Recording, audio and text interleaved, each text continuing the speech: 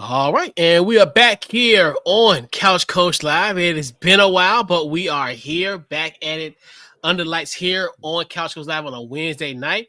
What's going on, Maui? What's up, man?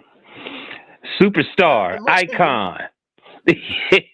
I would say no. I'd say There you go. just working, man. There That's you all. go. That's all. Just working. Hey, man, I'm so proud of you, man. Just keep grinding, man. Keep grinding, bro. Thanks, man. Appreciate it. Yeah. Right. Hey, no. Right. Hey, just working. That's all. Hey, just do. Hey, man, living your dream, man. Yes, living your dream, yes, D. Every time I look up, I was like VCU. I'm like, man, he doing it. At the press conference, how you doing? This is Chris from Couch Coach Live. Oh, do you think I'm like, listen to him?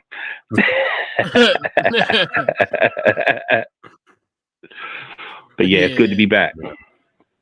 Yeah, man, it's good to be back. It doesn't feel like it's been 5 weeks, but it really has been 5 weeks. It just there's such a whirlwind and everything week in, week out. It's a lot going on, but we back and we got our special guest in the building. I got Aaron. What's going on, Aaron? What's going on, fellas? How y'all doing? Appreciate y'all having me on. I can't believe it's been 5 weeks.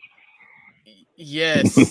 Tacos and touchdowns. We know what time it is, so we are here. Right. We got a great show lined up for you tonight. We'll recap NFL free agency, our winners, losers. Our thoughts on will the Vikings regret not signing Aaron Rodgers? Obviously, now he's out of the Minnesota Vikings sweepstakes. Colorado, will Deion Sanders' idea potentially save spring football? And we'll do our Final Four predictions. I have my 2 brackets for the men's and women's. It's always an annual tradition to always fill out those brackets. And it's funny because now, even in the advancement of technology with the apps and all that type of stuff, it's still a good feeling to print out a bracket and actually do a bracket. I think I'll forever do that. I don't care how old regardless of the age, I'll continue to do this even as technology progresses. So I have your Final Four winners here. I wouldn't necessarily take it to the bank. Maybe put a little $1 or 2 on it.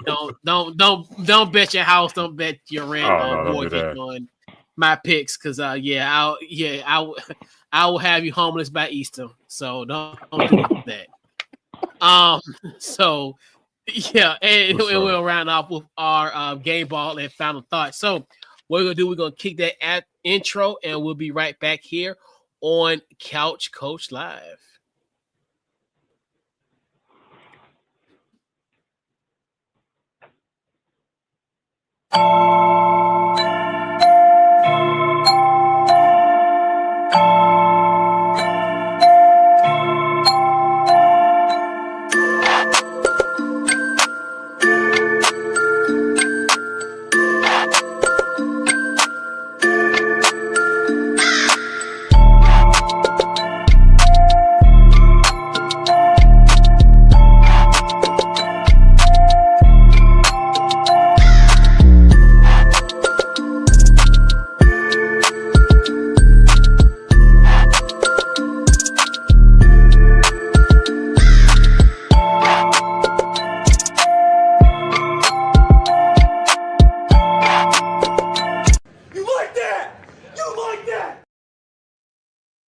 Yes, and we're back here on Couch Coach Live. This week's Couch Coach Live is powered by SeatGeek. Head over to SeatGeek.com. Use the promo code Couch Coach to get yourself $20 off on your first purchase. So, a lot has transpired since essentially Kendrick Lamar performed at the Philadelphia Eagles and the Kansas City Chiefs football game, and obviously the Philadelphia Eagles win the Super Bowl, and obviously as a league new year just began last week. Obviously, free agency ran rampant, and what a great last week of free agency. So we got to definitely talk about our free agent winners and losers. So we'll get into that momentarily. So I'm going to go with our guest, Aaron. So who are your free agent winners? We'll do winners first. Who's your free agent winners? What you got? Okay, so my free agent winners, I have the Patriots revamping their defense, added Milton Williams, Carlton Davis, Robert Spleney, and Harold Landry, adding them to a defense. That's the main thing when it comes to Mike Vrabel. He always wants to have really good defense and run the ball well. And adding those additions to that Patriot defense is definitely a good addition. And then my second one is the Vikings, who got Jonathan Allen, Javon Hargraves, and then they added to their offensive line with Will Fries and Ryan Kelly. And also they just made a trade for Jordan Mason as well to add another running back into that backfield. So those are my two winners when it comes to free agency. All right. Mal, who's your winners? Mine's is the Vikings. Basically everything he said. It seemed like both of my teams kind of like needed the same thing. They needed interior, basically, to fix their lines.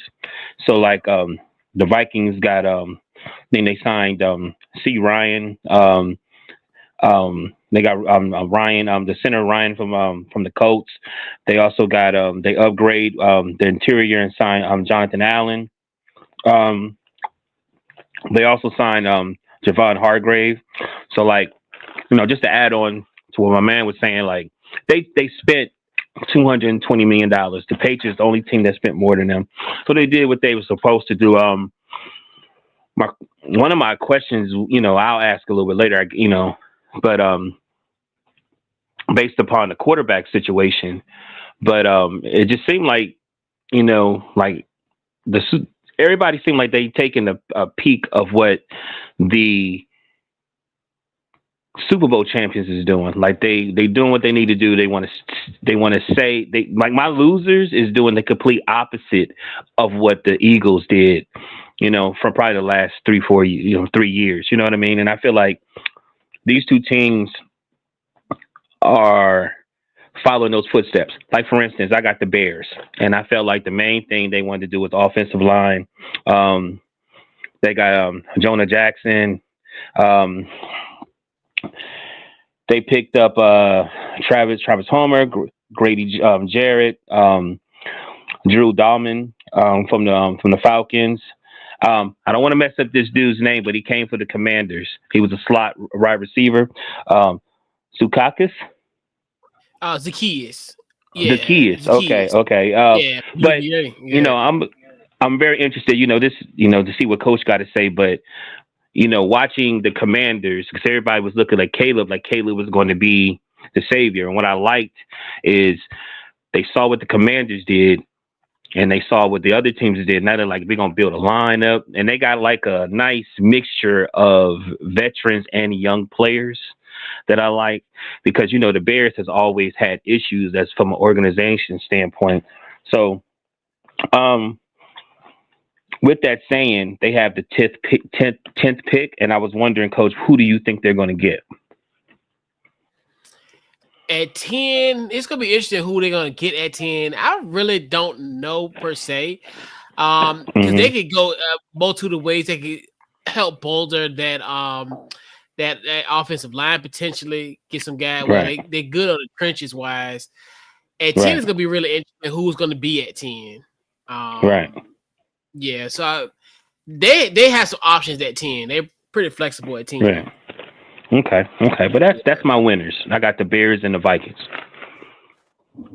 Yeah, I agree with those ones too. Obviously, I think like Vikings, I think that's a perfect combination. Hargrave, it's perfect, especially for Brian Flores' defense. I love that on that end. What the Bears did trench wise. As far as getting those guys and obviously having a Ben Johnson there as well too. Definitely, and we know how good he was as far as how he's building the offensive line in Detroit. So I definitely think that's a good thing. Bringing in like Joe Tooney, bringing in guys, Jonah Jackson, all those guys. That's another. That's another team. But anyway, Joe Tooney, and all that. So I look at that as a good pickup as well. Obviously the Commanders, I think what they did bringing in obviously Laramie Tunstall, you show up that left tackle spot. So now you have so a guy and a Brandon Coleman doesn't have to play out of position. That definitely help. I think coupled with once Sam Cosmic come back, I think that's going to be pretty good. One of your former Longhorns, Aaron. Yeah. So I think if how his timetable will look. Obviously, he got hurt in NFC. He got hurt in January, so now you're hoping that maybe he can come back at least at some point in the season.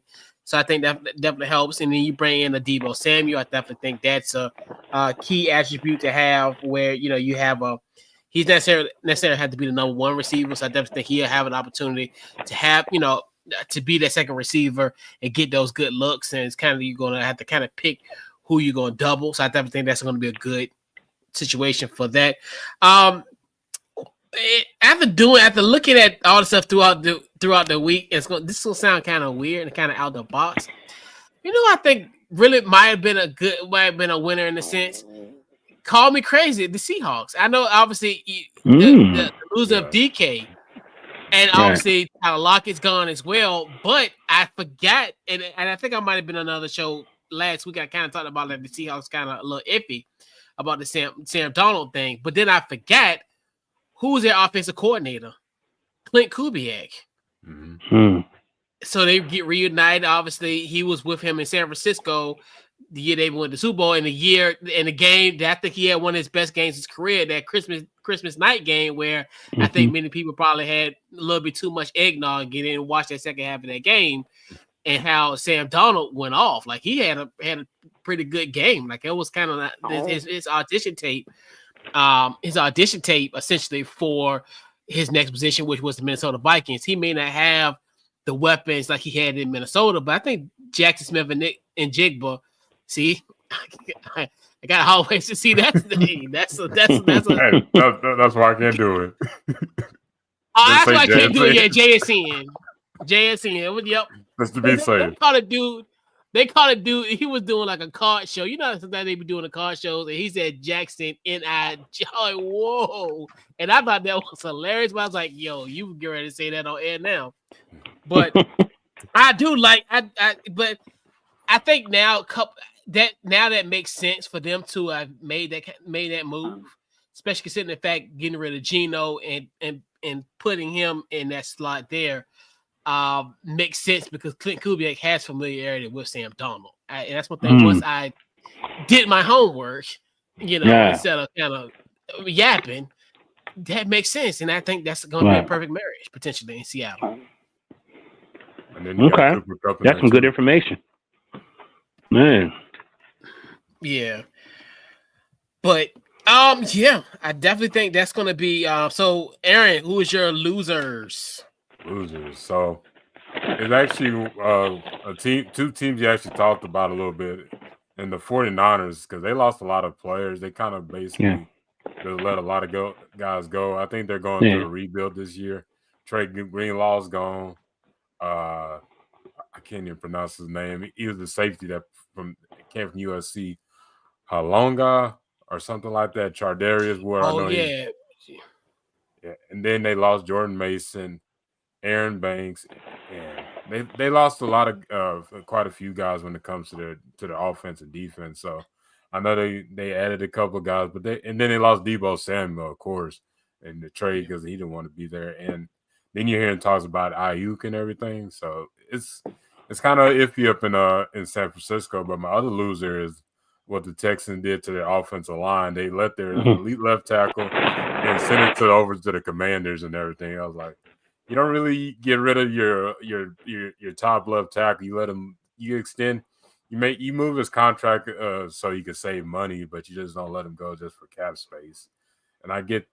But then they what's his name? Shaq Mason left, and they traded for Ed Ingram, who's more of a backup guard in the league so far. So I don't know what they're trying to do with their offensive line. I don't know if they're going to be looking into the draft because they got to have somebody to protect C.J. Stroud, or he's going to be trying to run for his life like he's been doing so far in his career. But those are my two losers in these for the free agency.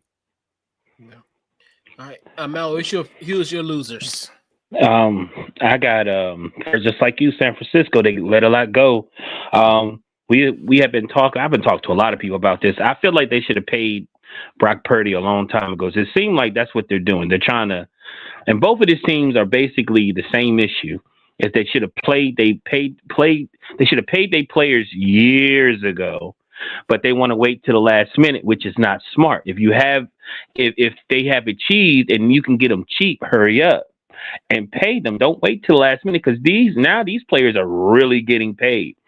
So they let a lot go. They released and then signed their fullback Kyle. I want to mess his name up. Jaworski. I think you know who I'm talking about. You said. Charvis. They let Charvis Ward go. Dre Greenlaw, Malik Collins, and he was he had 6 sacks, 45 pressures, and 17 starts. It's just I don't know.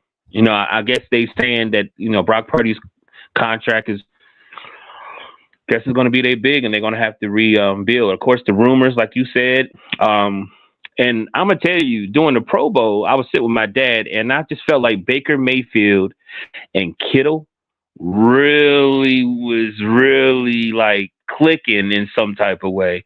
And I said, "Dang, Dad, they look like they might be all right together." I'm just saying, I was putting that out there. I don't know, but I know what we saw. Then I got the Bengals, and of course they paid Jamar Chase that big, but Trey Hint, they basically just re-signed their players, unless the people go to re-sign their players. Like, I guess the main thing, I'm gonna just keep it short, is like, you got Trey Henderson there. He's getting older, but you're gonna most likely have to pay him, or he's most likely going to leave. And you think you would try to pay him now because once Max Crispy get his payoff, it's gonna be big. I don't know. Like, it's been an issue with the Bengals anyway. It seemed like they're just very cheap. But they played Jamar Chase though. They had to. Right.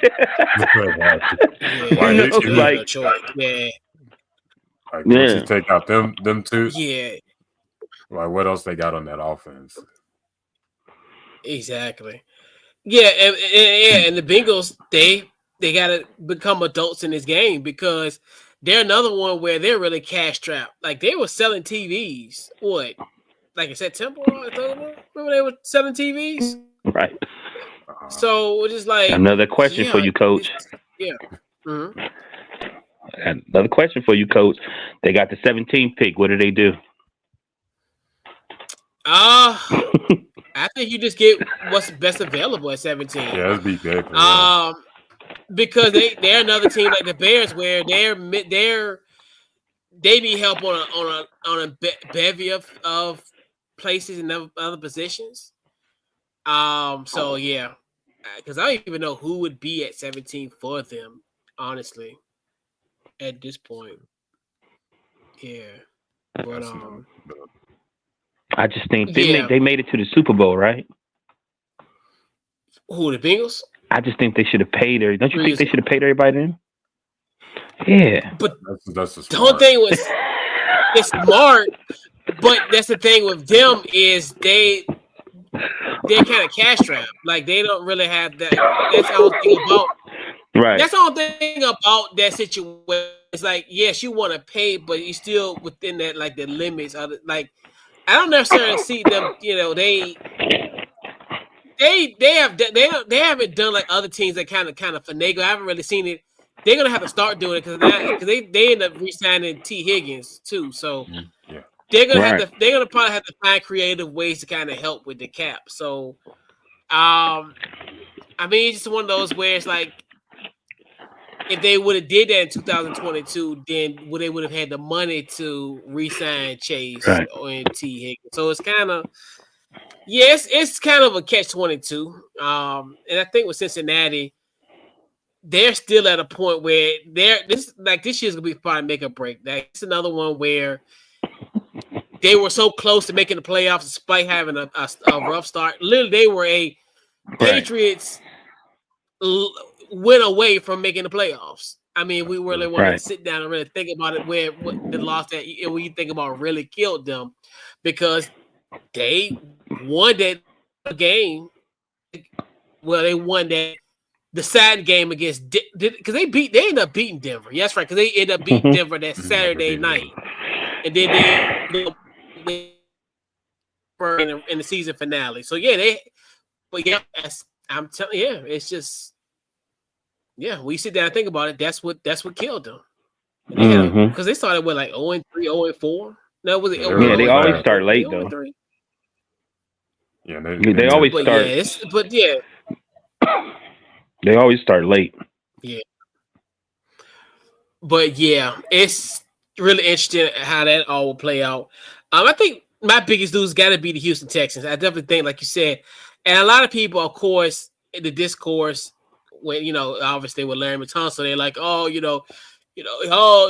this team, they gave up so many sacks. He was false. I'm like, but you still got to understand, yes, the unit was bad. That don't necessarily mean everybody on that line was bad. That's true. You lost 3 key pieces. Obviously, Larry Tunstall, like you talked about, Shaq, and then also Kenyon Green, who is funny. Yeah. I thought about Kenyon Green when he was coming out of the draft. Like, we should draft him 2 years ago. But they move on. And they only really added, Lincoln Tomlinson. Oh, yeah. And then you think to yourself, especially considering the fact that CJ had somewhat of a sophomore slump in the sense, this would have been the move to, hey, let's kind of bolster up this offensive line. I understand, granted, yes, they got a bevy of picks from us, but I don't necessarily think that's going to be, you're going to get your bookend left tackle, right tackle, your offensive lineman. You're not going to, you can use those picks with that, but I don't necessarily think that those will be kind of, this decided factor potentially, unless they draft very well. So I look at like what they did, especially considering the fact they're at a point with Houston where this isn't a time where you kind of take your foot off the gas, especially how the AFC South is, where it's just like, it's good that they kind of was this bad because everybody else is just as bad as far as from the free agency standpoint, so. But this was supposed to be the moment where, hey, we need to capitalize and try to dominate this division for at least for the foreseeable future. And they're pretty much on equal footing. And this is where it's kind of interesting how all this will all play out. But a team of this magnitude who's this close, where obviously they lost to Baltimore last season, and then obviously losing to Kansas City this year. You want to still be in these games in January. This offensive line, you're not going to be playing against January potentially with this offensive line. But yeah, you can't just do patchwork on the offensive line. You got to make sure that's right. The trenches got to be on point if you're trying to win in the playoffs, because that's when everybody wants to run the ball. And if you can't stop the run or you can't run the ball, you're pretty much screwed when it gets to that first. It doesn't be a one and done. This is coming from a Cowboy fan. If you don't have your trenches, right, you screwed. Yep. Yeah. Yeah. Can I ask a question? Especially in the NFC East, for sure. Can I ask you a question, Aaron? How do you feel the Cowboys did? Mm-hmm. There's actually been a decent free agency. I know there could have did some. There's some room to grow. But at least they're actually were more proactive this year. It kind of started off slow, but getting guys like a Dante Fowler, doing a couple of trades, getting some linebackers with Jack Sanborn and Kenneth Murray into that linebacker core, and adding some depth pieces. I actually like it, but I think they could add some more. I think we could get a right guard that could be starting, because there's guys out there like Will Hernandez who played under our new offensive coordinator Clayton Adams with the Arizona Cardinals, which wouldn't cost that much. And by looking at it, I think we're going to be looking at receiver too, and when it comes to the draft. I know a lot of us were on going getting Cooper Kupp, but the price wasn't right, and the Cowboys ain't about spending a whole bunch of money. But I would have liked him here, but I understand the situation when it comes to that. But I kind of give it a C+ or B- type of free agency for the Cowboys. What about you, Coach? What the Cowboys did? No. About your team. Oh, I loved it. I said they were winners. I loved it. Like they did. I did that on purpose. It's what they did. Yeah, I mean, yeah. I love what they Yeah. did. That's one thing too, where you get that you get that left tackle that we needed, that's so desperately needed. So like I talked about earlier, as far as Brandon Coleman can go back to his spot and he can play a guard, and now you have that guy Larry Tunsil that could definitely help with that. Add another weapon in Deebo Samuel. I love it. Like that's one thing too. You want to make those type of moves, especially now where you got a quarterback on his rookie contract. You got especially you got to deal with the Philadelphia Eagles team, and even kind of in their loss too, as far as certain things that they have lost. And you one thing say, hey, they still, even though some of their pass rush is still gone, they still got dogs there on the defensive line. Don't get it twisted. Just because they lost, this is probably one of the most deepest. They had probably the deepest defensive lines in the NFL, and get a guy like Larry Tunsil to kind of help circumvent what Philly is. Because people think, oh yeah, they lost. No, they still gonna be back. Don't get it twisted. They still the team that's deadly and dangerous. And That's what's up. So, That's what's up. That's what's up. I asked a few commanders that are fans like yours, man, and they felt the same way. Like, dude was like, man, I got kicked off Twitter, son. I can't wait till the season start. Like, you know what I mean? So that's what's up. Oh yeah, you need, yep. Had to get those moves for sure.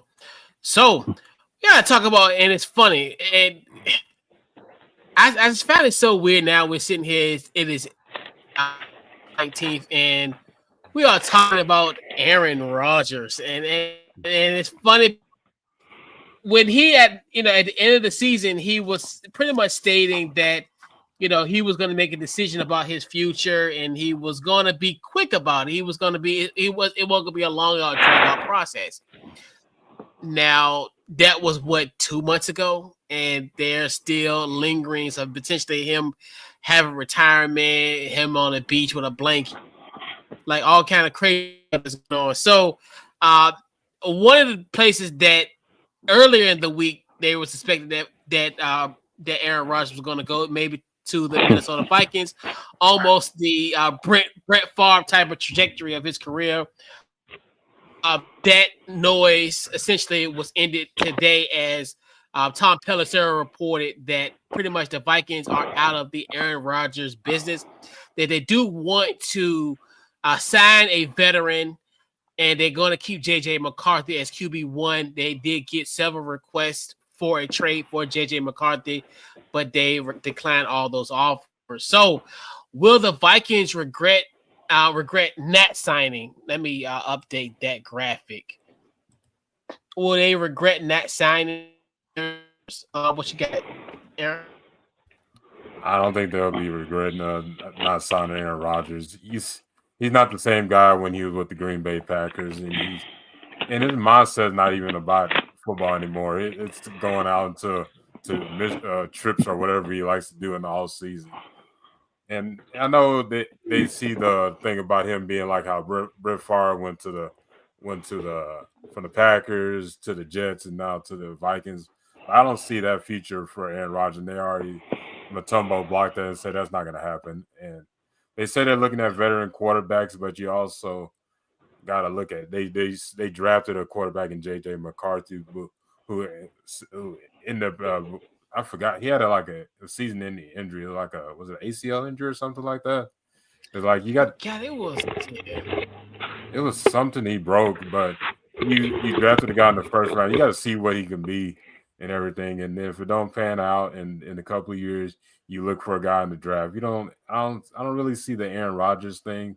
I get it that it's good for TV and stuff, but I don't think he's a good signer for the Vikings. I think they should just stick with their young guys and see what they can get out of them. Yeah. All right, Mel, what's your thoughts? I completely disagree with Aaron. I think he is perfect for the Vikings. He has reinvented himself. The young man that they have needs some experience. Man, if they don't take him, then my team gonna try to take him. Hell yeah, he perfect for that team. Oh my God, Mike. I don't. I mean, I'm okay. Let me ask you the question: will they regret it? It's all about If you're going to commit to the young guy, that means that you're willing to be patient and get to where you want to be at. You know what I mean? And you're thinking of the future. If you're talking about if you want to try to go deep into the playoffs and maybe the Super Bowl, which since it's Aaron Rodgers, he hasn't done anything in a while. That's the only reason you would get him. You know what I mean? That you thinking that this guy's going to take us too deep into the playoffs right now. But that may not happen, but anything can happen, you know what I'm saying, with a veteran quarterback like an Aaron Rodgers. You never know. He might do some extra yogas or something like that and pop. All of a sudden he back to where it is. You know what I'm saying? Like, where did this come from? He finds himself. But like I tell everybody, we had these conversations when I go to these bars now, and there's a lot of young guys. I said, you have to pay attention to the narrative in the NFL, and it's the teams that are winning are quarterbacks that are almost being raised by these new coaches. If you really, really pay attention, like it's almost like Andy Reid and I can't remember his name, but the quarterback for the Chiefs. Like, if you really pay attention, there's like he took him and he said, okay, this is my prototype of me. Like, you know what I'm saying? Oh, he has these other attributes that he can do to make the offense look even better. You know, the last mature, I guess you could say, veteran quarterback that won was Tom Brady. And Tom Brady had something to prove to basically say, hey, I won those championships. It wasn't just because of Bill Belichick. You know what I mean? Mm-hmm. But that's it. If you pay attention to everybody else that's in the playoffs, it ain't really been too many older guys. You know, they've been kind of like getting knocked out of the playoffs or even the wild cards game earlier. So I hear what the Vikings, you know what I'm saying, are doing. I know I'm 50-50, but I think they made a decision and say, hey, we want to go with the future. We're going to ride with this guy we drafted. Please, Giants, take Aaron Rodgers.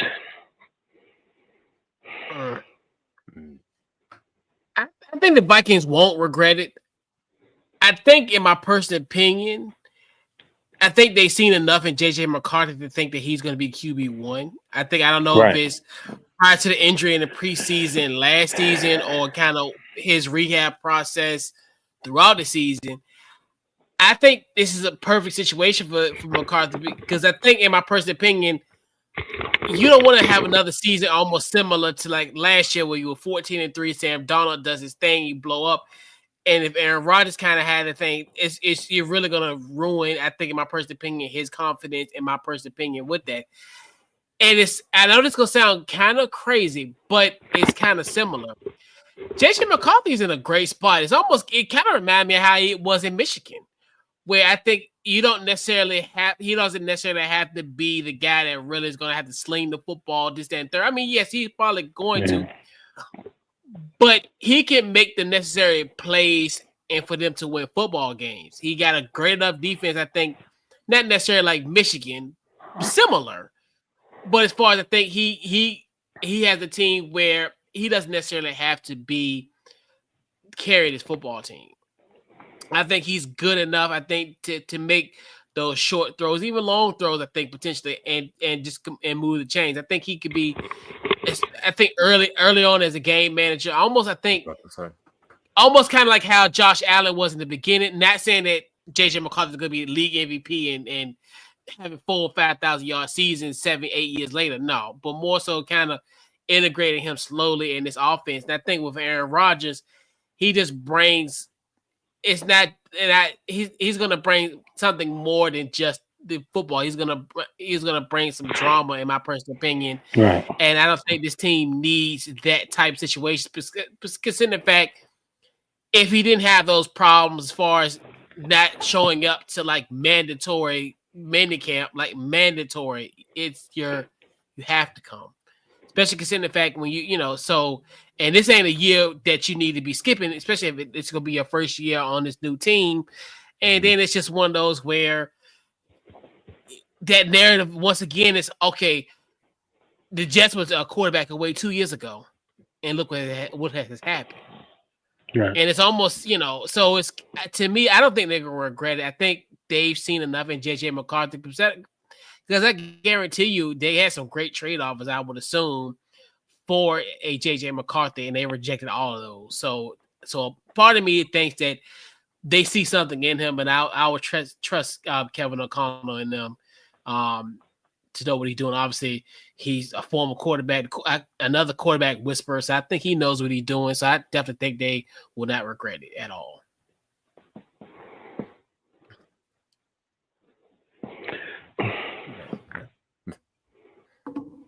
Yeah, just too much drama. Yeah. Too much drama. Extremely. Like you got my veteran defensive guy.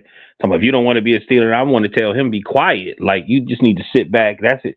It's just it's just like, for instance, I can't believe the Cowboys have not went and tried to get Aaron Rodgers. The reason I say that is because he brings so much drama, and I know Jerry loves all that attention. He does. He loves that. Means they're going to be talking. If they talk about Aaron Rodgers, they're going to be talking about the Cowboys too. You know what I mean?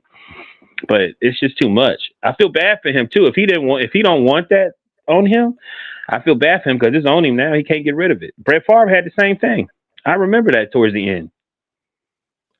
Yeah, and then you think like this, and then him being like considering the fact that he wants to retire, that's already, to me, is like somewhat like a red flag anyway. Where it's like, to me, if you're thinking about it, it's almost like, he's pondering retiring or not. And then you saying he may not even, think about it until after the draft. And that's rumors. I don't know if that's 100% true. I know I was reading about that he could potentially, be signed after the draft, which in this case, it kind of defeats the purpose.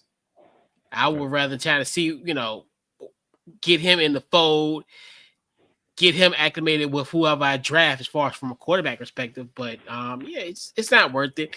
And and the Cowboys, I mean, it would have been smart for them to do that, because at least, hey, he won't beat the Cowboys. So, but in the same token, they got 60 on Dak, man. They got 60 on Dak. Yeah, I know. They got 60 on Dak. Yeah, we spent a whole bunch of money on Dak. Why y'all trying to put that bad juju in Dallas? Right, got enough problems. I know. No. I was just explaining, that, like, that's what he's bringing. Like, and like I said, I don't even know if he want that on him, but it's like, it is what it is. Can't, He wants attention. Yeah, that's what I'm saying. And then one thing we didn't even discuss, he's gonna be 42 in December. He's 42. Yeah, he'd be 42. Yeah. Easy. Yeah, if he has one foot out the door already, he might well just retire, because you don't want to sign somebody that's already kind of leaning towards it already, because he's not focused on football. And then the thing is, he wants to get paid like how Sam Darnold got paid, like almost in the neighborhood about $33-34 million a year. And I think that's why Minnesota, in a sense, is out of it, because, hey, we wanted to improve this team, while we got a rookie quarterback on the payroll. Yeah. So, and it's going to be really interesting how he will play now, 2 years removed from the Achilles. Now, and that's the thing what makes all this all tricky, because now this is Aaron Rodgers maybe 5 years ago. Hey, he's 36, going on 37. You take the chance, because now if he's 2 years removed from the Achilles, now you're thinking he's 41 and he's 2 years removed from it. Because normally when you're 2 years removed from the Achilles, you're good. Like that's when you play. It's almost like you're back to normal. Right. But at 41, what would you consider back to being normal? Yeah, the recovery time. That's where, and that $33 million chance is not worth it, in my personal opinion. That $34 million, no. That's what he's looking at in the neighborhood. And nobody's gonna sign up for no 2-year deal. It's gonna be 1 year out the door.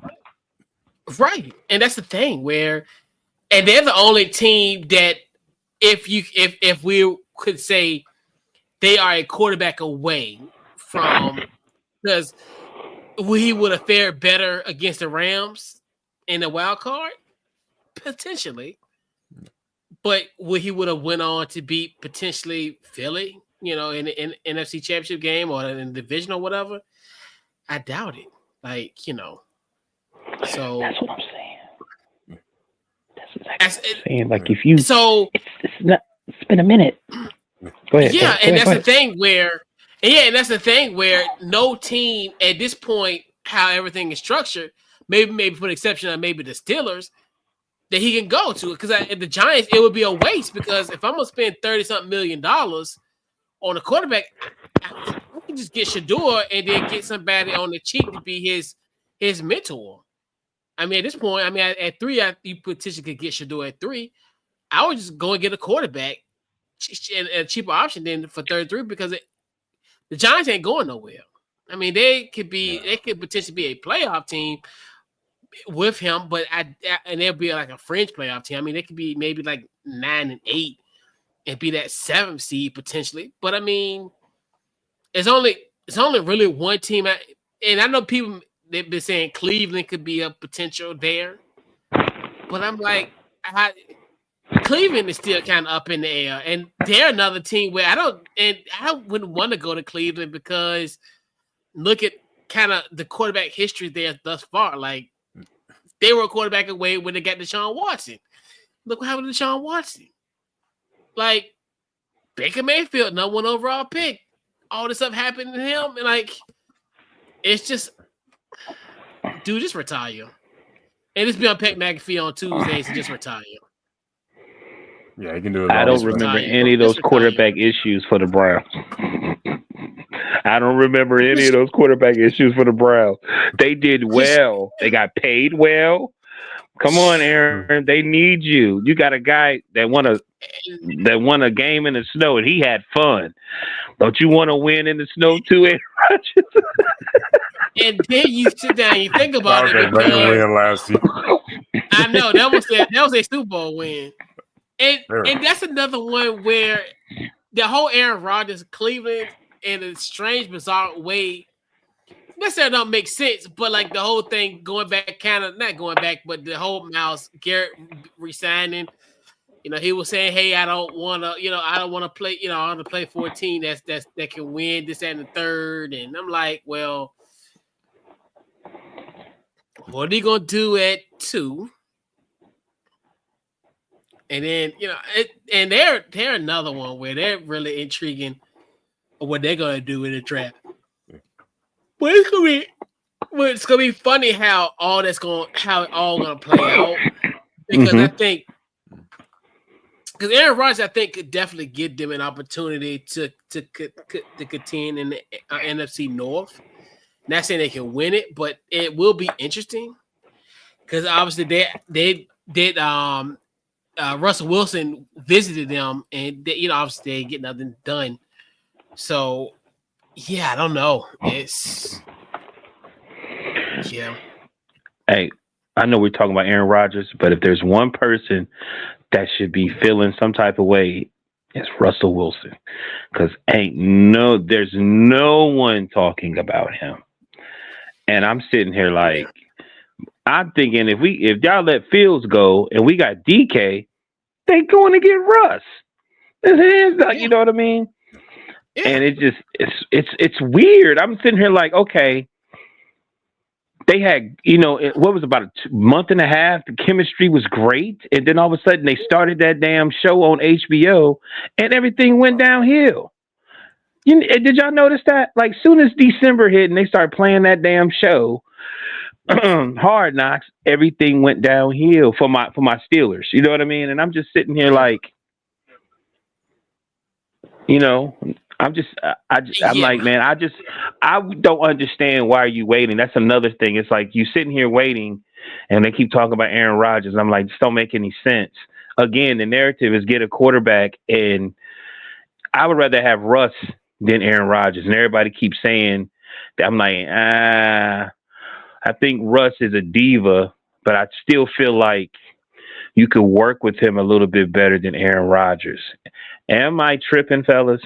Like, you know what I No, mean? I'd rather have Russ. He's a professional. He's a professional, and I think sometimes the And that's diva what he's. thing Yep. Yeah. kind of is like kind of tongue in cheek with him, but like it's more like of an innuendo type where I don't necessarily see like evidence in a sense, like hardcore, like burden of proof type of evidence that he's a diva in a sense. It's just more so kind of the perception. But Aaron Rodgers is, and it's for a fact. Like it's proven every week when he's on Pat McAfee show, and this whole like I talk about skipping mini camp and all type of stuff and all so. Yeah, and I don't know and I think that's the holdup. I think honestly, that's the holdup of why Russ isn't in Pittsburgh. I think Pittsburgh, in my personal opinion, is probably holding out for Aaron Rodgers, and Aaron Rodgers once again playing this game of pondering his future. And I'm like, dude, like is this 2008 all over again with Brett Favre? Yeah, it's a lot like how it. I'm feeling. Like, I mean. What's next? He gonna be in Lake Minnetonka, just like Brett Favre was. What was he? Was it Mankato? Remember when they had Ed Warner, your guy from that used to cover the Cowboys. I don't know if he still do it now. He still cover the Cowboys. Ed Warner. Yeah, he still does. He still. But remember he was they camped out. I don't think it was in Minnesota, but it was like in Mississippi or something.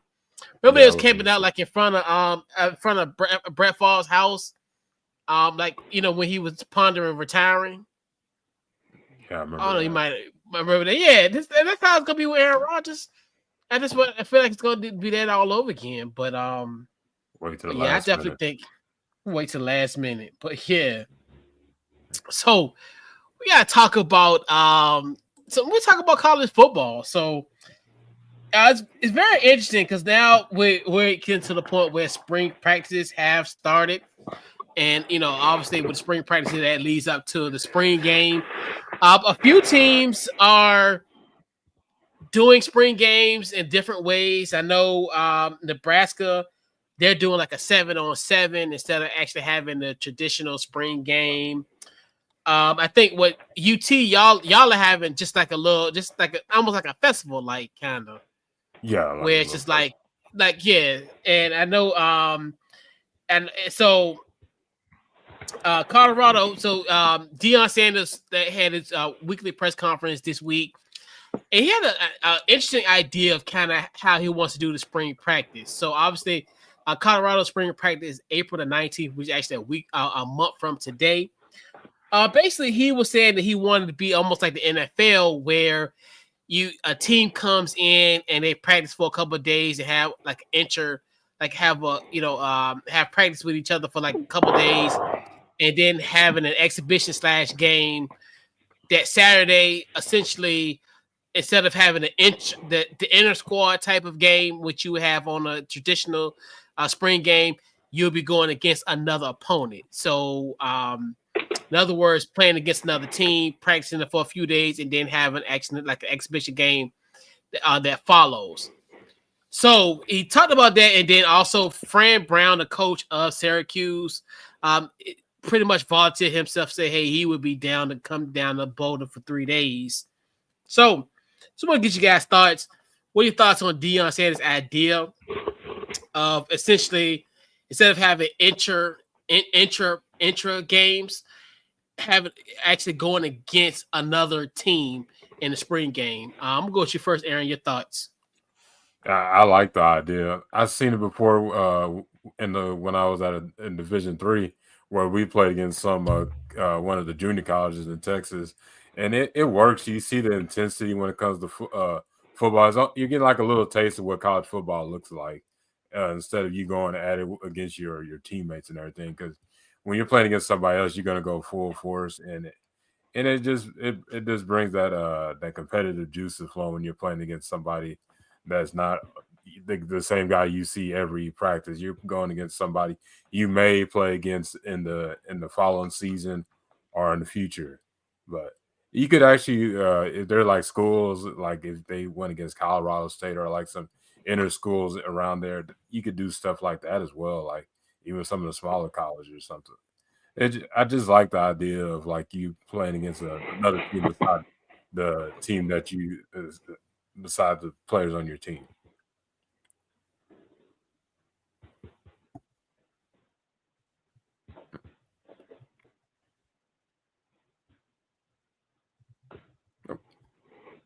Oh. I mean, I like it also, and I've never really followed the spring game. When I was looking for information today, it was like Coach you was saying, it was different teams doing different things. And the guy that I was watching said that, I think it was Matt Rule, was the first one that was saying that he was kind of against the spring game and he really didn't want to do it. He was like, they already have extra games that they're adding on, and the season just ended and blah blah blah blah blah. And one thing I believe about Deion is he's an opportunist, and if it can somehow help to bring money in and attention, he's gonna find a way. But I think also, he's trying to really help these players understand how they need to stay in shape.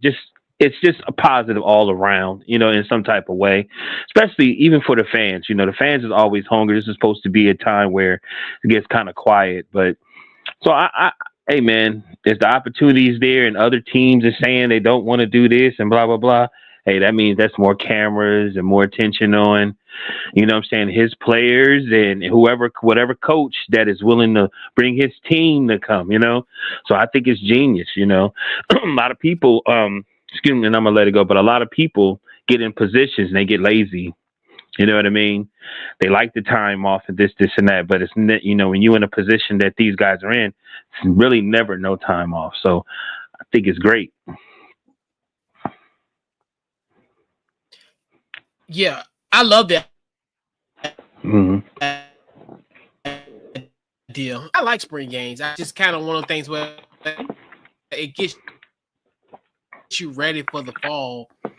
It's funny, it's funny how how football kind of puts you in that mood where it's like it's springtime, nice weather. It makes you think about September, October, even in the cold months of the winter. I think this would be a great opportunity, and I think this could potentially save the spring football aspect, because a lot of people fear like the spring football as, okay, this opportunity where teams can quote unquote dirty Mac on some of the guys and force them to go to the transfer portal. I know a lot of people say that, and then the injury, this, that, and the third, but it's just one of the things where these type of things that people are looking at obstacles for spring football is going to happen regardless. Like we live in a world where people talk and we can communicate at the speed of light. So if a guy at Colorado ain't doing what he need to be doing, or he like second or third in the depth chart, and you see some potential in him, you're going to see him regardless. It don't matter. You don't have to see him on ESPN2 on April the 19th to know that, it's going to happen. So don't just think that, okay, that type of thing. So I look at it from that standpoint. I do like having the opponent, because like you said, it's going to be the intensity, because you really can't really gauge in an inter squad matchup in a sense. Okay, you got, blue versus white. Yeah, you can see some flash, like I said, but if you're playing against a team, you're playing against somebody's defense, you're playing against somebody's DBs, and hey, there's going to be practice side, especially what makes, if this does happen this year, it's going to be interesting, because now you have somewhat of a quarterback, controversy, in the sense, not controversy, but more, so you got a competition of who's going to be quarterback QB1, Julian Lewis or Caden Salter, a guy from Liberty. Who's going to be head and shoulders in that QB1 matchup? So that, as far as the QB1, who's going to be QB1 in the depth chart following the spring game, if they play a formidable opponent. I love it. And I think that's one thing too, is going to definitely, I hope this does happen this year. I know Fran Brown wants to do it, and hopefully they will allow Fran Brown to come to Boulder.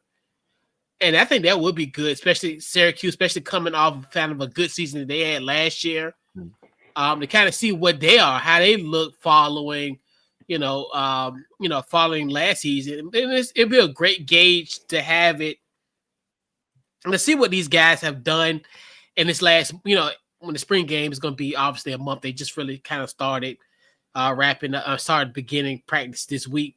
I know Ohio State started Monday, but you want to see what these guys do in this month time. And yeah, I love it. And I hope that this does happen. And like I said, great money grab, I think, and it'll bring some interest in the sport, especially as we're now kind of getting to, I want to say it's not a boring stretch, but a stretch where you're like, okay, a lot of things still are going on. Obviously, you had the XFL. You have that going on with a UFL.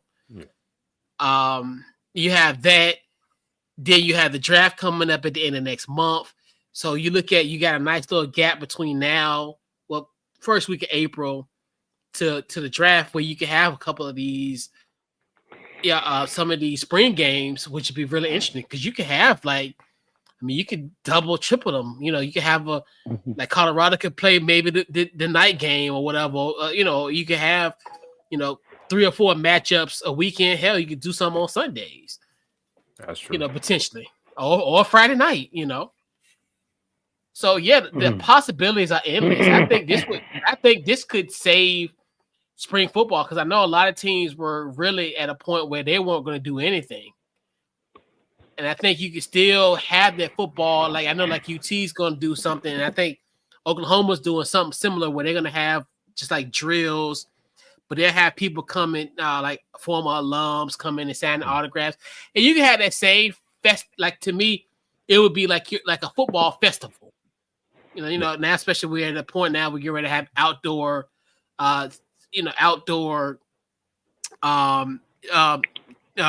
festivals. Just treat this as a festival because I look at the NFL draft as a festival. So treat these spring games like it, where hey, you're gonna have 2 good teams playing. We're gonna have great music, great food. Love's gonna come. You can tailgate and just make it a spring event. Make it an event and make you look forward to late August when these games count. So is the Hall of Fame like that? Like it's a festival? Not really. Not in the sense like kind of how the draft is. It's more so if obviously you had a game Thursday, and then you'll have like the ceremony that Saturday, which then other than that, first like the NFL draft where it's like more so of. Because I think the Hall of Fame, there's not like people that's outside of the stadium. Like most people, when they do the ceremony, they don't really have nobody that's outside of the Hall of Fame wise. But most people are just in that on the football field during that. But yeah, like as far as where you can kind of tell, as far as with spring game and all that, you could tailgate.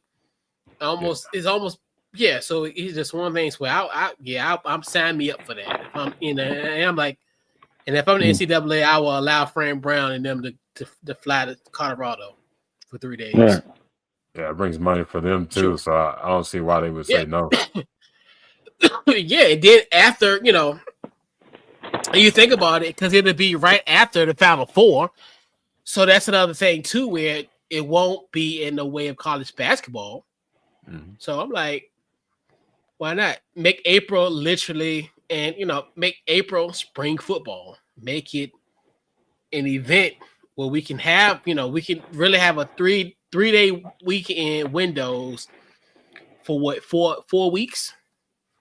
Yeah. Have nationally televised games for that. Yeah. Why not? We got a 12-team playoff. Why not? We didn't got some stuff that I never thought in this world that ever happened. Kids get paid. Kids can transfer and play the very next semester or the very next, once they step foot on campus. Like we have progressed You used to have to wait a year to, once you transfer, that's done. Yeah, that student athlete thing went out the window. Yeah, and hey, we here, so why not? Why not make some money, and why not? Sure. Why not and make it an event? Right. Make it spring football great again. So, because and it's funny we talked about as far as the spring game and kind of how it won't interfere with the NCAA tournament. So we'll shift our focus to some basketball, which we were treated to a great game yesterday in the first four. With that Alabama State, what a win yesterday. That was crazy. Mm-hmm. But and like I said last week, if you think that was good, wait till this next 48-hour stretch between tomorrow and Friday. Man, it's gonna be crazy. One of them days is gonna be crazy. One day it's gonna be kind of normal, but then either Thursday or Friday is gonna be like, what on earth just happened? Because it happens every year, So, with that being said, and the unpredictability of the actual Final Four, so we are going to do our Final Four picks. So, and I have my bracket here, my only bracket that I filled out. So, Aaron, who are your Final Four? If you want to do your national champion, that's fine. If you don't, that's still cool. Who are your Final Four picks? Aaron, what you got? That's to tell the audience, I don't have like a reason why these guys are here. It's just based on vibes a little bit. Okay, So I got Auburn in the Final Four, St. John's, Duke, and Tennessee in my Final Four for the men's. Are we just doing the men's right now, or are we doing the women's? We'll do the men. Yeah, we'll do the men's first. Yeah. Okay. All right. So you said Auburn, Tennessee, St. John's, and Duke. Yes. Okay, Tennessee. Okay. All right. All right. What you got, Matt? Who you got? Okay, I got Marquette, Memphis, and I got Houston and Arizona. With Memphis winning the national title. Okay. All right, so you got Marquette. Okay. All right, so I have Auburn, St. Joe's, Alabama, and Clemson. Yeah, and I have St. Joe's. Well, St. John's. I confused St. Joe's of the Atlantic 10. St. John's, Rick Pitino, St. John's. Yeah, not St. Joseph's, but St. John's. I don't know why I put St. Joe's, St. John's. I was about to say that St. Joseph was in this here. No, unfortunately, no. No, sir. Doing this got me hyped. I'm ready to watch some games. Sure. For real, listening to the info, I'm ready to watch some games.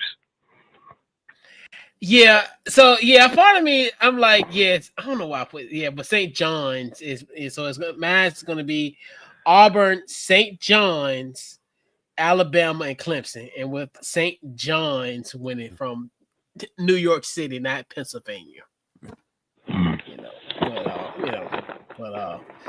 Yeah. So we got to do our women's Final Four. Aaron, who you got as your women's Final Four? Okay, so I got Michigan State, I got USC, South Carolina, of course, and I got the University of Texas in there too. All right, UT, South Carolina, USC. And, USC. Is it Michigan State? Yeah. Okay. All right. And who you got, Maui?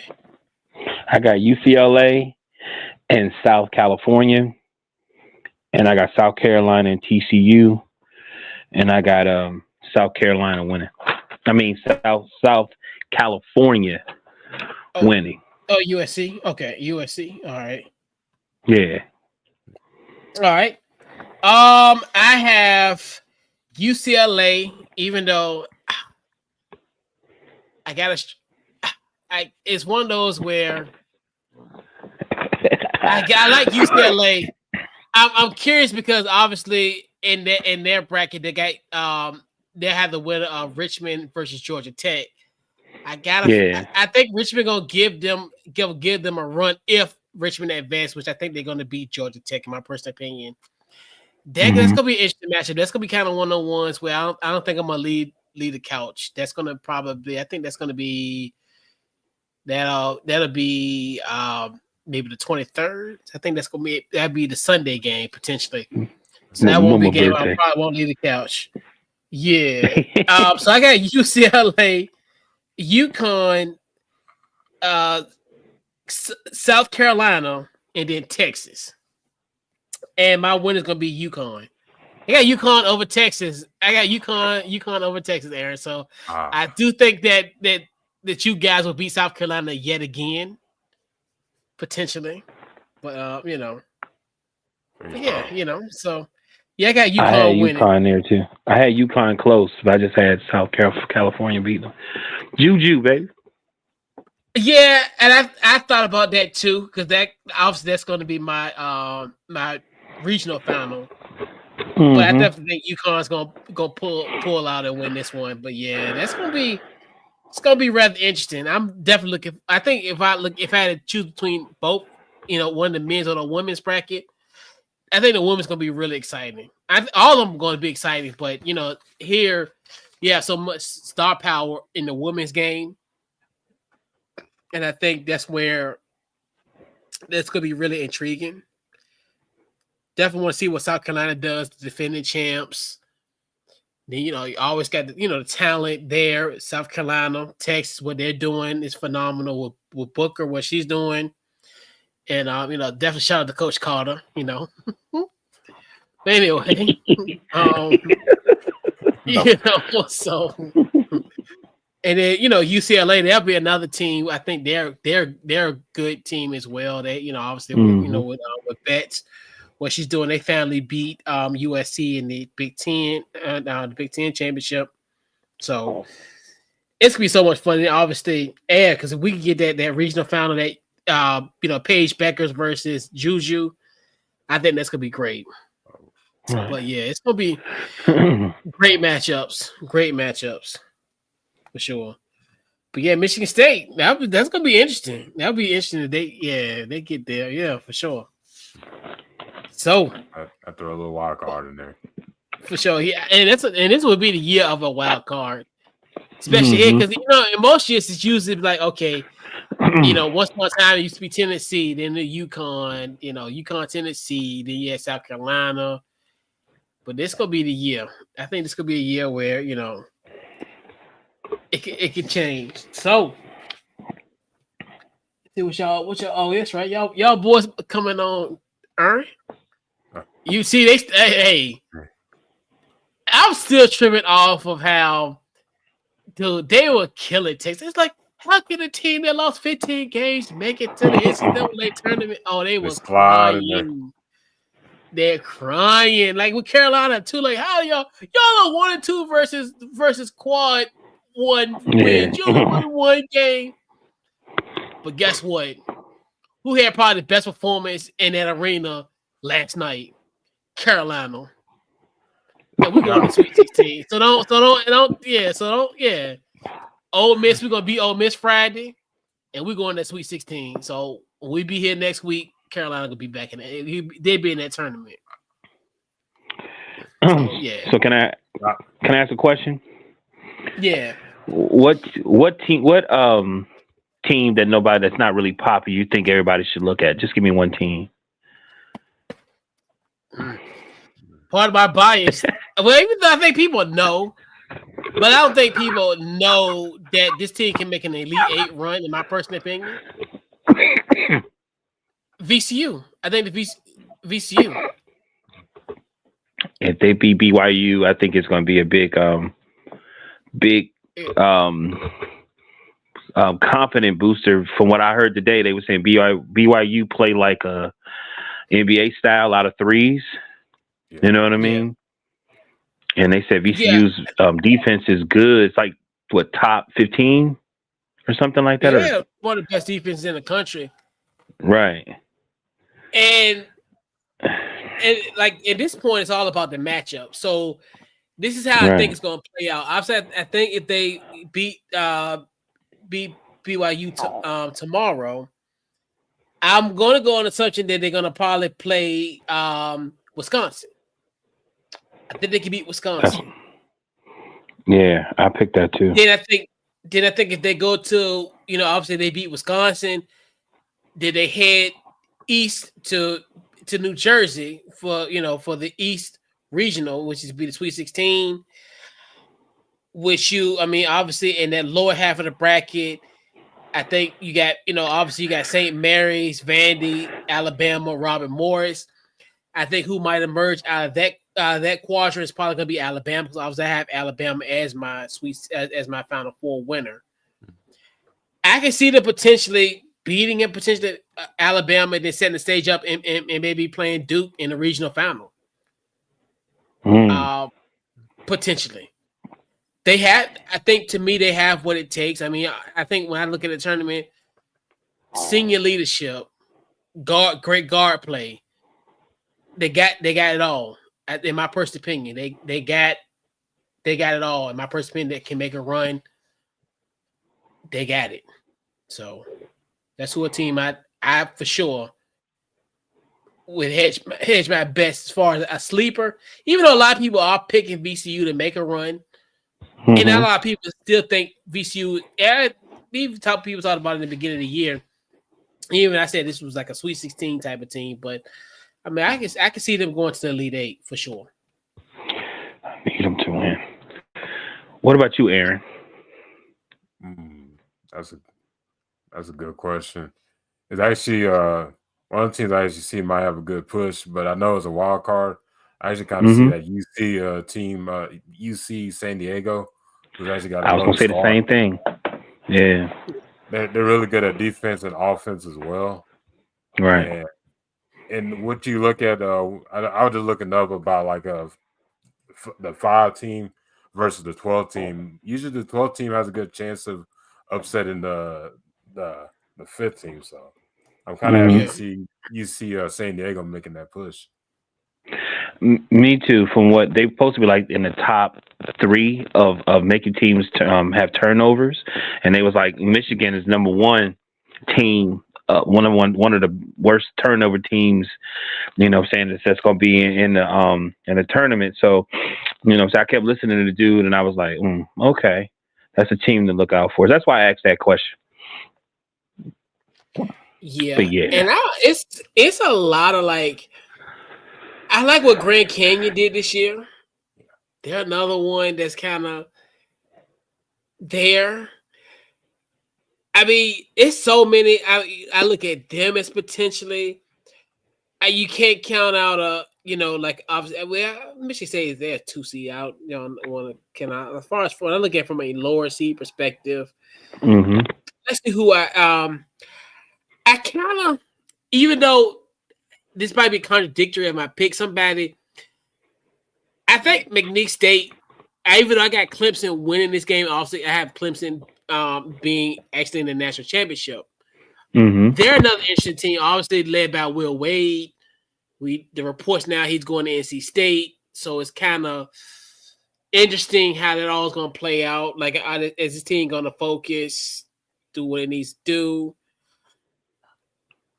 Vandy, I think, could be interesting. I think like they could be the one. I talked about it in the East bracket that VCU may potentially play if VCU advances to the Sweet 16. Potentially, obviously, I have Bama actually winning that as well. Vandy's gonna be somebody that could be an issue. Like you said, UC San Diego. Yeah, obviously North Carolina. I mean, they were a playing team, so I mean, right.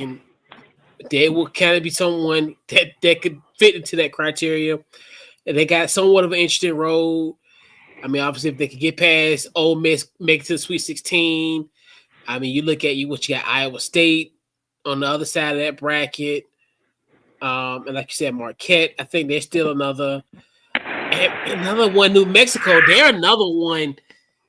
They're good. And that's where VCU ran into a bus all week before Christmas. Against them. in Albuquerque, and they're another team that could get there too. But all I gotta say is some brackets gonna be busted probably within the next 24 to 48 hours. What we're saying in this last 15 minutes, throw it out. Because it's gonna, but that's the beauty thing about it, where this is where you want to be the weatherman. When you tell people it's gonna be a 12, it's gonna be a foot of snow, and then end up just being flurries. You can be wrong. The NCAA tournament is the exercise that you can always be wrong. No one will ever put no one will ever question, like, oh, you don't know nothing about. Trust me, no one knows about college basketball at this point. I mean, as far as what can be predicted, and I think that's the beauty of it, because of these different types of teams and these different types of matchups that these teams could potentially face. And I think that's one thing too, where look at, like, we talked about some teams that can make noise, like I say, VCU. I really think they can match up with anybody that they can at this point, at least in this Denver quadrant, that they could potentially face. Now, going, and if they to make it to New Jersey next week, the only team I think they could potentially be in their way is potentially Alabama and Duke. But because I think, and they're another team where they're all gonna be depending on Cooper Flag. I mean, even though I still think they could still do damage without Cooper Flag. They're that good, unfortunately. So all right, it'll be fun. It's gonna be fun. I think they're gonna get out early. Who do? Yeah. Who do? Let us pray. Mm-hmm. Let us pray for that to happen. Because I think the NBA calling him, and I remember last year was about Edey, right? When did he get drafted last year? Yeah, Zach Edey. Yeah. Yeah. What? He got drafted kind of late, didn't he? Yeah. He went to Memphis. Right, but he wasn't in the. Was he in the top 10? Where did he go? It was kind of late, right? 2000. Yeah, that's what I'm saying. No, Cooper Flag. I know he's a first round pick. Oh, it was a 9th pick. Oh, it was okay. That's what I thought. Oh, he's 9th pick. Oh, he was a lottery pick. Yeah. He went to Memphis to play Bruce. So you think if next this draft coming up, they're gonna get Cooper at number 1? Oh yeah, we talk. It's funny. We were talking about that at the Hey 10 tournament. Somehow, because obviously the buzz, everybody think he's gonna go to DC, because obviously the Wiz got the worst record. So everybody's like, oh, we gotta get Cooper Flag. I'm like, dude, Cooper Flag will be the number 1 overall pick regardless of anything. Just like you see him in that wheelchair at Greensboro and Charlotte last week, he can still be in that wheelchair between now and the last Thursday in June. He gonna be the number 1 overall pick. Hell, right? And Paul Pierce gonna wheel him down the ramp to take him and shake out of him. He will be the number 1 overall pick. He's just that good. Like, damn, that's good. If he go to that wheelchair in June, he signed a New Balance. That's what's up. But he need to go to Chicago. I mean, me personally, I know everybody want to play. I don't know. I would sit out. You know what I mean? Because anything, and now looking at it, when they saying that you could be number 1 pick, like, you got to, what you want to do. It's a once in a lifetime. I get it, to play in the tournament. I'm with you. But at the same time, something happened. You know what I mean? Anything can happen, man. Like you could be rolling on the ball and hit your ankle. But now with the NIL, and I'm assuming they probably got a good insurance policy on him, so it's a little bit different. Like now, it ain't like how when we were coming up. It's like, Big Mama need a roof. So we had to sit out. I'm being real, right? I mean, we got some stories of dudes. You know, I mean, I'm saying, I'm for real. Like, dudes had real problems at home. Versus Cooper Flag, he's good. You see the chain he wears. He'll never go hungry for the rest of his life, regardless of what. Yeah, he got a big shoe deal. I said a new belt. Yeah, you right. He gonna be fine. Yeah, this ain't like this ain't like how it used to be. You know, Big Mama need a roof. Big Mama need a house. You know, Big Mama need a car. No, she needs a low yard so she can plant her God. Right. She need a lawnmower. She need a house with a yard. She already got one now. Yeah. Just now. She need a lawnmower. Yeah. Right. Nah. I mean, yeah, I'm serious. Hell, you know, he good regardless. So yeah. And like you said, it'd be a personal preference. And I think, like you said, I think that's a good thing about kind of how the NIL is, where you can, you know, you don't necessarily have to make those like life-altering decisions. It's kind of one of the things where you're good regardless, because obviously, like you said, and even, you know, and I'm assuming how things set up, he probably got a great insurance policy if something was to ever happen to him between now and June. He's covered at least to a point where he may not get the $100 million contract that he would get in the next 3 to 4 years, you know, once his deal is up, his first deal up in the NBA, but he could have at least something that could set him up for the rest of his life. You know, first, you know, he may, like you said, yeah, he may ultimately, you know, he might lose that big payday, but he'll still have enough, I think, to survive. And I don't necessarily think it's going to be, you know, like life altering how it used to be, you know, where, you know, these guys were like dirt poor, you know, to a point where, hey, I got to get something. So I had to settle for, you know, the alternative or whatever's the biggest payday I have today versus looking down the road. Right. So yeah, I'm with you. I'm with you. Yep. So we got to put a So we'll put a bow on tonight's Couch Coach Live with our game ball. Aaron, who gets your game ball this week? So I was thinking about who should get the game ball. I kind of brought them up, and that's UC Davis, Tritons in San Diego. They won 30-4 this year and 18-2 in the Big West. And in the 12th season that Eric Olin's been there, he's had a record of 240 and 148 at his record there. And 2020 when they started, they became a team. They were Division 2, and coming from 5 years, now they're a Division 1 team, and now they're in the big game. So, and the other thing is, 4 of their players average over 10 points this year. And one of the things we were talking about, their offense is top notch, their defense, and I see them going. That's who I got for my game ball of the week is UC San Diego Tritons. Nice.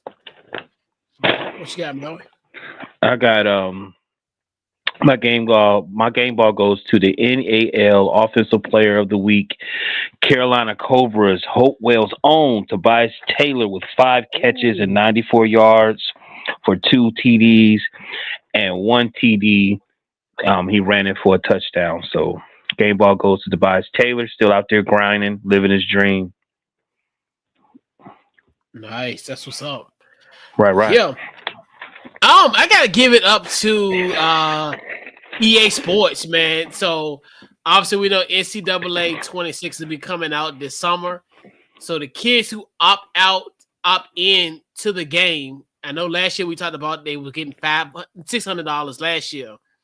This year, them dudes getting $1,500 and the deluxe copy of the game. So that's what's up. Shout out to all the college football players in this wide world of the United States, because you about to get $1,500 richer for being in the game. For being in the game. That's what's up. I want to be like Ed O'Bannon walk so you can fly. So, so 18 to 25-year-old college kids, just, you see your uncle, give me a chicken sandwich. Pay me a chicken sandwich. Hey, some of them got a sponsor with Raising Cane's or one of these places. They made. I know all of them got Raising Cane's. I know every single college kid got Raising Cane's. It's so funny. It's like, I'll be like, that's for a combo. Like, I know, right? I'm like, shout out to Raising Cane's, man. I like, but for real though, that's what's up. For real though, that's what's up though. Yeah, and that's one thing where we talked about it last year because we was like, we noted that numbers going to increase over the course of time, but I did not think it was damn near about a triple in its second year. So, so hey, kids. I mean, I know, that's a lot. I mean, you think to yourself, it's in the fact it really does require effort. It's just, hey, I'll go to college, I go to school here. You're just using my name, image, and likeness. And you get the game for free. Hey, that's a win-win. You don't even have to be the best player on the team. You still get $1,500. Like, okay. You could be Caden Davis from Ohio State. All right. Anyway. All right.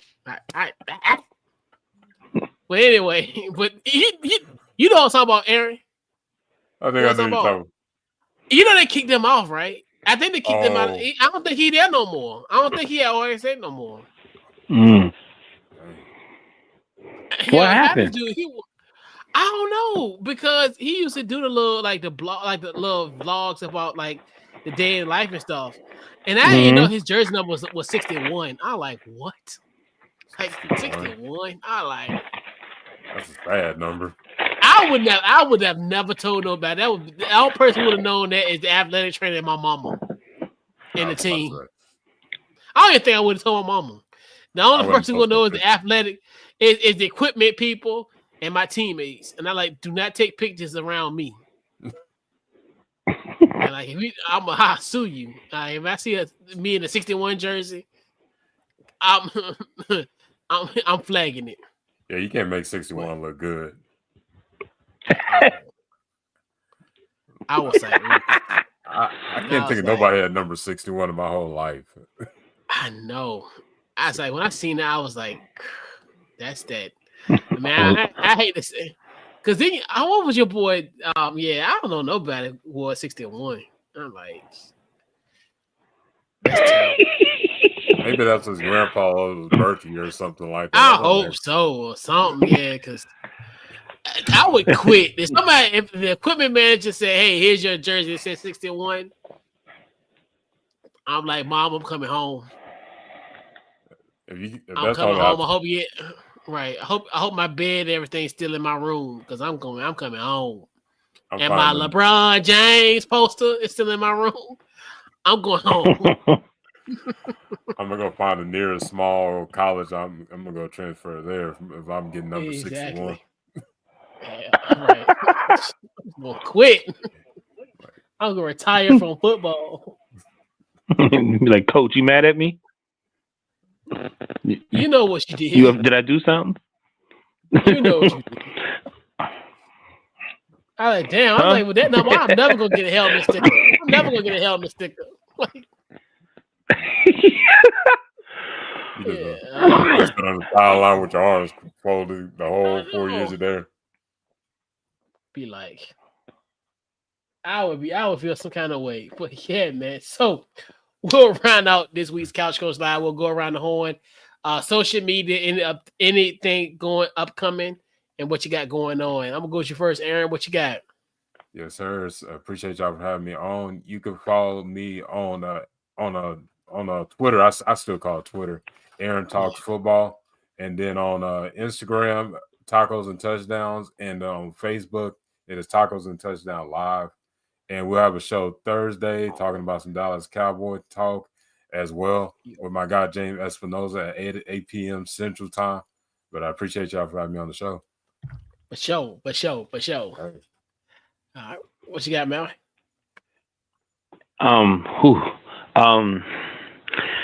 Hey man, I'm so happy to be back. This your boy Maui back on Couch Coach Live, putting that Red Bull outfit in for all you. Feel good to be back, man. You know what I mean? And even being able to talk to these people, that's why I put this Red Bull out there, tell them about the podcast and talk about the community, man. And I'm just happy to be back. It's so weird, man. I get butterflies.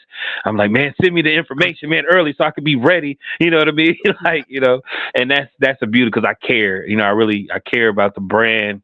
So it just felt good to be having these conversations, man, and making me excited about sports again. You know what I mean? So, but I don't really, like I said, I'm working, man. I don't have anything going on, but that's always conversation. So, but shoot, I'm happy to be back, B. Yeah, man. I know it's crazy. Like I said, it doesn't feel like it's been 5 weeks. It's just yes, it has. Crazy. All the stuff. Oh yeah. Yeah. It's just, hey, Aaron, don't let him fool you. I texted him 2.5 weeks ago. Okay, all right. What's going on? I miss you. At least let's something. Got me walking around kicking a can like. Yeah. Not a can. Yeah. Right. Yeah. So we're back at it there every Wednesday now. So yeah, it's just like it's after the Super Bowl. It's the calendar in a strange way.